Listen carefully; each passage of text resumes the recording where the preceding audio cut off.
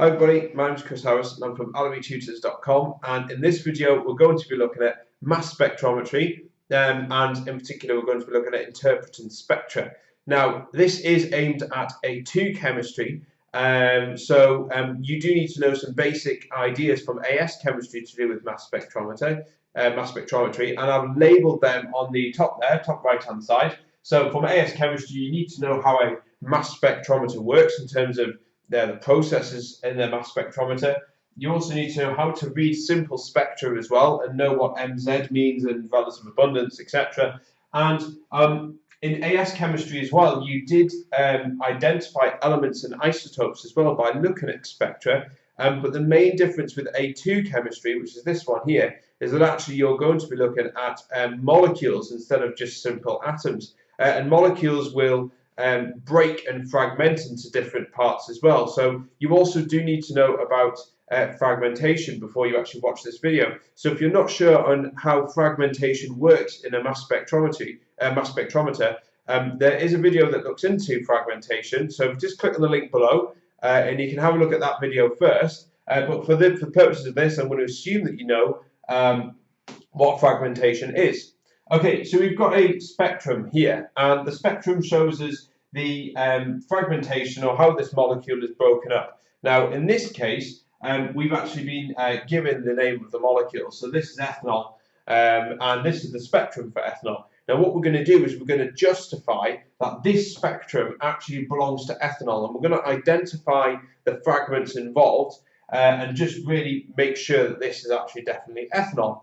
So, what we have, just very briefly, we have a relative abundance, and relative abundance tells us how much of that fragment we have in our sample. So some fragments, as you can see, are bigger than others. Sometimes they just break at that point more readily because of bond enthalpy. And also we've got MZ. Now this is the mass to charge ratio. So all these fragments here are positively charged.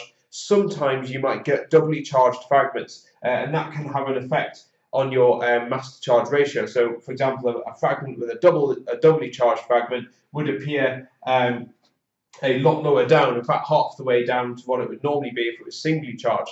And the mass obviously tells us how heavy this molecule is. And the heavier the fragment, generally the further right it is, as long as they've all got singly positively charged charges.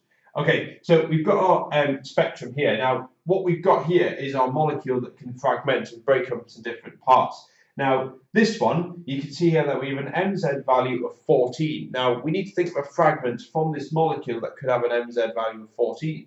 Now, this fragment, looking at this here, could be a CH2 plus. Again, if you're not sure about fragmentation, you do need to understand what fragmentation is first. So this one is actually CH2, and it's a plus charge. So all these fragments have a positively charged. Okay, the next one is 15. Now an MZ at 15 could mean that we have a CH3. We can see we have a CH3 in there. So this one is because of a CH3 plus. So if you use your periodic table, you can add that up. You take 12, which is the AR of carbon, and the AR of hydrogen is 1. We've got 3 of them, so 12 plus 3 is obviously 15, and that's the fragment that we've got there. We also have a fragment at 17. Now looking at this here, if you split this molecule up into the different constituents, a MZ of 17 would be something like OH. So actually this peak here is caused by an OH plus. Now that might look a bit odd because it's got a positive charge, but remember, these fragments have got to be positively charged when they go through a mass spectrometer. Okay, bigger fragment, 29. Now, the fragment at 29 effectively shows us that we have a CH3, CH2 fragment in here. So, again, if we add them up, CH3, CH2, positive charge, if we add them up, the MR of that, then it should give us a total amount of 29. A peak at 31, this is quite a large peak, so obviously it's quite an abundant fragment of this molecule. This one is effectively going to be CH2OH. So if we add them up, then that CH2OH is going to add up to that. Now, it's this fragment here that has caused that peak there. Okay, and the other half of that, by the way, could be CH3, which has obviously appeared down here at 15, as you can see there. So it can fragment in either way, and you can get the other half of that as well. And the last one, which is 46. Now, 46 is what we call the molecular ion peak. So this is the mass of the full molecule. Sometimes molecules don't, I'll put that on there, molecular ion peak. Sometimes molecules don't always have to fragment. Sometimes the molecule can be bombarded with electrons. That's the ionization stage, which is this one here. And it can knock the electron off, and actually the whole molecule can go through, so it doesn't have to always fragment. And that's what this peak is on the furthest right. We call that the molecular ion peak, the furthest right significant peak. So this one is actually going to be CH3, CH2, OH positive. Okay, and you can see that we've actually got, it's really difficult, it's probably really difficult to see on the camera there, but we've actually got a tiny little peak here, which is this bit here. Now this peak is slightly further to the right of the main molecular ion peak, and this is because of isotopes. So for example, carbon obviously comes in carbon-12, which is the majority of the molecules will have carbon-12 in there, but some of these molecules might have some carbon-13 in there as well. And there won't be many, because obviously carbon-13 isn't an abundant isotope of carbon, but you will get a tiny, tiny little peak. So this is because of isotopes. And in particular, in this case, it would mainly be because of the carbon, because carbon can exist as carbon-13. So this could be a molecule or molecules with carbon-13.